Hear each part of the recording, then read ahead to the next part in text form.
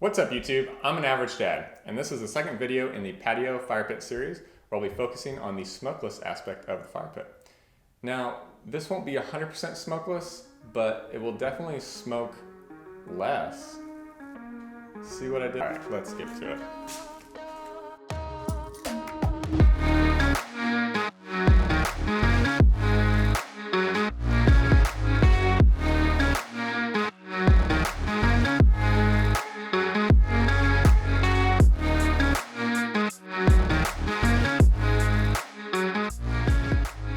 Why do fires smoke to begin with?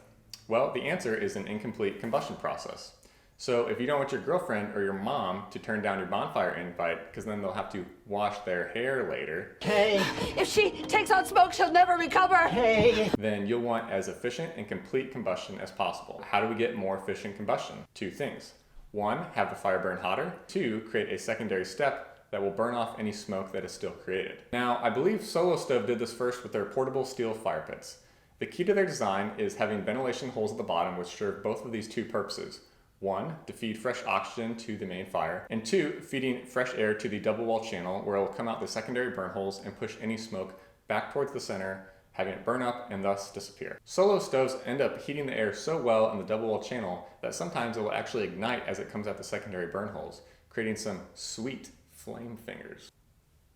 Now, what do you do if you don't want to shell out almost $800 for the full-size portable fire pit?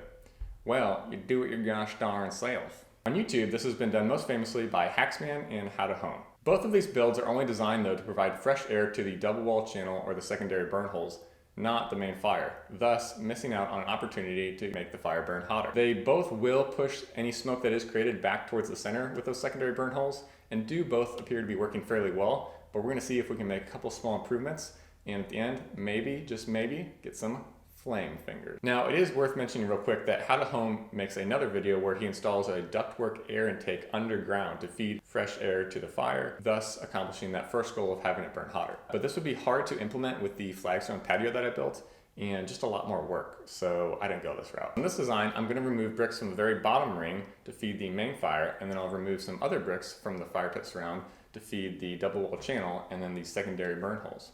So we'll go ahead and jump into the build. Be sure to stick around to the end if you want to see some time lapse of with and without these smokeless features. You can decide for yourself how well it works. All right, let's finally jump in. All right, so this is the insert I bought, and I'll need to cut some secondary burn holes in that. So I'm gonna start out with these 3 30-second bits, and then enlarge those with a 1/4 to 3/4 inch step bit. These are both from Harbor Freight. So then on the insert, I'm gonna go ahead and mark each hole 1.5 inches on center with some painter's tape, and then make those initial holes with the 3 30-second inch bit. Once I'm done with that first 1/4, I can go ahead and move the painter's tape and do the next 3 sections. So after those initial holes are drilled, I'll go ahead and use the step bit to make them larger. If you have a corded drill or buy higher quality bits, this process will be a lot quicker. The Harbor Freight ones, it was a little bit slow. I'll open up these holes to about 1/2 inch. Once that's done, I'm going to use this 3M fire block to seal off all the cracks and make sure the air exits through the secondary burn holes. This ended up being a terrible product for this use, but we'll get back to that in a second. Now, the Amazon reviews for this fire pit insert said it rusted pretty easily, and there's also bare steel exposed now where those holes were drilled. So I'm going to use this high temp black paint that's meant for engines and just give it a good coat. Now, to feed the actual flame, I'm going to remove these 4 bricks on the very bottom layer. This layer will be half covered by sand and flagstone, but will be partially exposed to allow fresh oxygen into the main fire. And here you can see the gap between the insert and the stone surround, and this is where air will travel and be heated up before it goes out those secondary burn holes.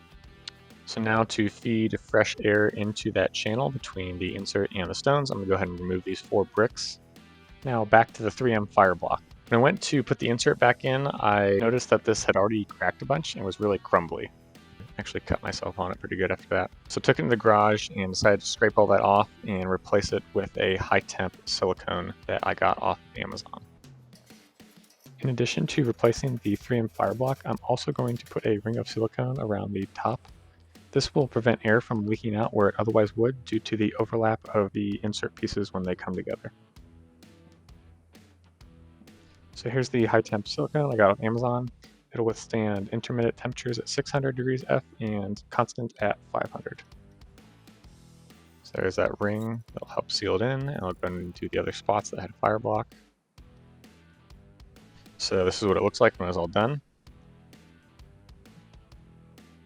Now you can see those sections where the pieces come together no longer will have a large gap where it sits high, because that silicone will seal spots in between.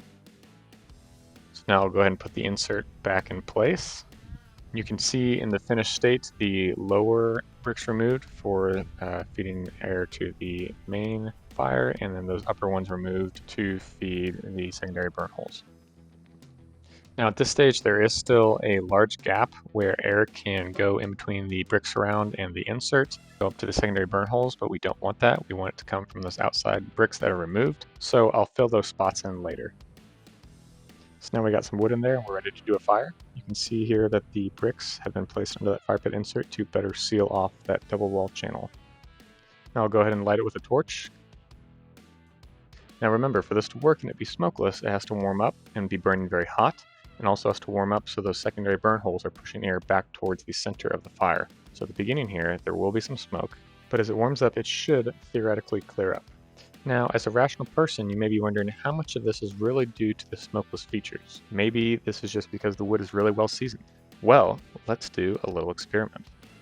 So I'm going to fill the intake holes on the fire pit with aluminum foil and then remove the black insert so that we can have a apples to apples comparison on the same day, same wood, and try to see how well the smokeless features work. So now we'll go ahead and light it without the smokeless features, and then light it again because I didn't do a good job. So now we'll jump into a time lapse, and you kind of see as the wind shifts a little bit, the fire heats up, and I add extra wood. It varies in the amount of smoke that is produced, but there is consistently a decent amount of smoke that comes from the fire pit. Alright, so now we'll compare it to the fire pit with the smokeless features, same day, same wood. First though, I want to seal off the double wall channel a little bit better. To do that, I'll need a couple half bricks. So I'm going to try to do this with a drill bit and chisel, and realize that I'm an idiot, and I do have a diamond blade for my miter saw. So once I got those cut, go back to the fire pit and see that I've installed them in places such as here and here. That should seal off the double wall a little bit better and help the air heat up a little bit more. I also enlarged the secondary burn holes to the next step on the stepped drill bit, as well as making sure all the air channels between these bricks on the bottom were clear. So you can see in the first couple minutes it looks pretty similar to without the smokeless features.